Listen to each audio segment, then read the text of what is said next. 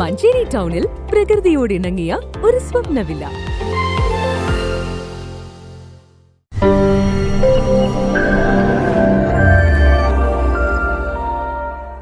അഷ്റഫ് മൗലവി നയിക്കുന്ന ജനമുന്നേറ്റ യാത്രയ്ക്ക് നാളെ ജില്ലയിൽ സ്വീകരണം നൽകും.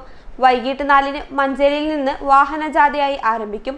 വൈകിട്ട് 5-ന് മലപ്പുറം MSP ഗ്രൗണ്ടിന് പരിസരത്ത് നിന്ന് ആരംഭിക്കുന്ന റാലി കിഴക്കേത്തലയിൽ സമാപിക്കും. തുടർന്ന് പൊതുയോഗവും നടക്കുമെന്ന് ഭാരവാഹികൾ വാർത്താ സമ്മേളനത്തിൽ അറിയിച്ചു. നാളെ വൈകുന്നേരം 4 മണിക്ക് മഞ്ചേരിയിൽ നിന്നാണ് യാത്രയിൽ മലപ്പുറം ജില്ലയിൽ സ്വീകരിച്ച് ആനയിച്ച് മഞ്ചേരിയിൽ നിന്ന് മലപ്പുറത്തേക്ക് ആനയിച്ച് കൊണ്ടുപോവുകയും മലപ്പുറം ടൗണിൽ റാലിയോടുകൂടി പൊതുസമ്മേളനവും നടത്തുകയാണ്.